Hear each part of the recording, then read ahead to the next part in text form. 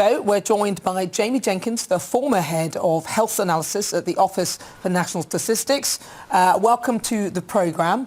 Now listen, the government, are they right in pressing ahead with plans to vaccinate healthy 12 to 15-year-olds, in your eyes?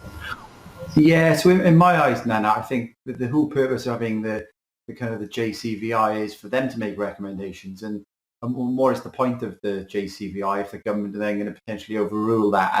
And what the JCVI have come out and said is by looking at the evidence, they've stopped short of making a recommendation, but they're only looking at the health impact overall, and there's the wider educational impact. And I'll probably just run through some of the numbers just to kind of explain kind of the context of what we're looking at here. And remember, data and statistics kind of help us paint that picture, but obviously a child for every parent is their own loved one, and they're not just a statistic there. But I've been looking at the ONS statistics, and the worst outcome of all, obviously, through COVID is a sad death. And we've seen 17 deaths overall for children aged 0 to 15 since the start of the pandemic. So 17 tragic deaths. So obviously, every death is a tragedy. The majority of those then would be children with pre-existing medical conditions. And we know that previously the JCVI have given the vaccine and recommended the vaccine for those children, and they've expanded the group. So when you look at that in context that there's been over 144,000 deaths overall, it's very rare for a child to succumb to death from COVID, in particular if they haven't got any pre-existing medical conditions. Now, put that 17 into some kind of context, since the start of the pandemic, we've seen 54 deaths in England and Wales in the same age group just in the last week alone. So, the children sadly do pass away, and we've got to remember that in the kind of context of all of this. So what they're probably now looking at beyond that is kind of long COVID has been mentioned, and we've had a new study out this week from the University College London where they've tracked children with symptoms after 3 months, and they've reported there could be about 1 in 7 are reporting kind of symptoms of long COVID if they've had COVID after 3 months. But the way the study was conducted, Nana, it also looked at, in particular, that kind of a low response rate, because if you weren't having symptoms, you might have just dropped out of the study. So it could have been as low as 1 in 50 rather than 1 in 7. So it's about what the study has shown is doesn't seem to be long COVID is as big as what we've thought it might have been in the past. So that's the other aspect that they're looking at. And then the final thing is the educational part of all of this. Now, what I think we saw last year is COVID rates started going up when the schools went back. They've been going up in Scotland, and the schools have been back for a few weeks, but they started going up predating that. Now, what I think the government are worried about is we're going to start seeing this rise in cases among children, and will the vaccine help? But what we do know is that the vaccine itself with this Delta variant doesn't stop the transmission. It might slow it down, but it won't stop it. And some estimates are saying that half of the children have already been infected. So for me personally, I think ethically, should we be vaccinating children to protect adults who haven't been vaccinated? No. And should we be using these vaccine doses in children in the UK when many vulnerable people across the world haven't been vaccinated? Probably not either. But one of the points that you raised, yes, it doesn't stop transmission, but in a sense it does help to stop spread because it minimises your chance of actually catching it off somebody in the first place. So if you're less likely to catch it for someone, then you're less likely to spread it. Therefore, the vaccine is having an impact on others by your actions taking the vaccine. But what would you say to the mental health argument? Because if you factored in the mental health argument, which is also a big argument in terms of health, because health just isn't just whether you get an adverse reaction to the vaccine, would it not then perhaps sway the pendulum a little bit towards children being vaccinated?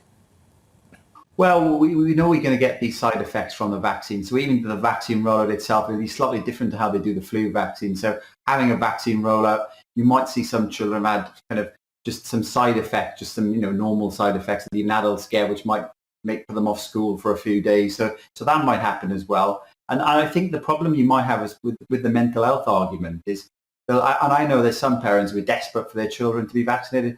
I know other parents who are desperate for the child not to be vaccinated as well. So there's going to be a lot of pressure in terms of what parents are thinking with regards to this.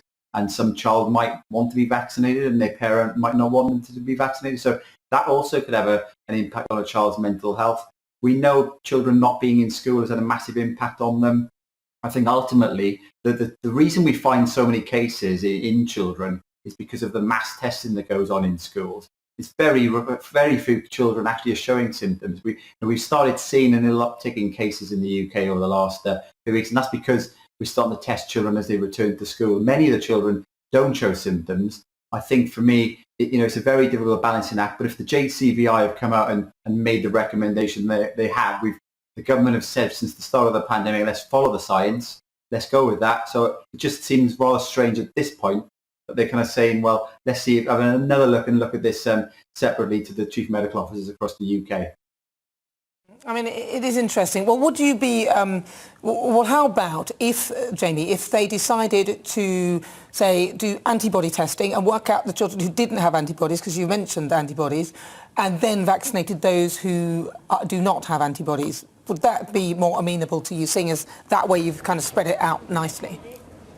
Yeah, and that might be a better way forward. I think for me, one of the considerations as well is, if they say the government announced that they are going to roll out the vaccine, regardless of what the JCVI have said, the next question is, how are they going to do that rollout? So are they going to go into schools and do it or not? Now, I think that obviously the vaccine is a choice and it's up to the individual children and parents to make that decision. There'll be many, as I said, there'll be many who want the vaccine, and we know, I've been covering the statistics from the COVID, we know how effective the vaccines are at reducing hospitalizations and deaths. I would say they're very rare for children. For me is, though, that there'll be some children who might not want the vaccine, and if they go into schools giving the vaccine out, maybe the pressure of, oh, I'm not the one who's going forward for a vaccine, maybe it should be more privacy with regards to how the vaccine rollout's done. So if the government do go ahead, maybe the children get the vaccine kind of in the community where the GP surgeries are and go about doing that rather than going into schools. That might be a better way forward. But you're right, if you're looking at the antibody testing, some of the evidence that's emerging that having a pre-infection might be a good outcome in terms of having some antibodies to protect you going forward. So I think that the balancing act, which is a very difficult kind of polarization of views on this one, is that there are many parents who want to vaccinate their children. Have they got the full information on kind of the risks and the benefits with regards to all of that? That's up for debate.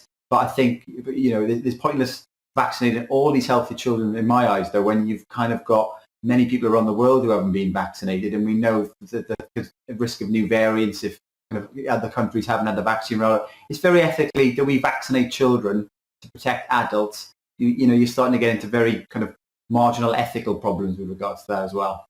It's interesting that you ask how they're going to do that when talking about vaccinated people in this country, but you also say they should go and vaccinate in other countries. Well, the question there is how are they going to do that? I mean, that's quite a complex issue. It's not as easy as it sounds. Jamie, thank you so much for joining me. It's really good to get your thoughts on that.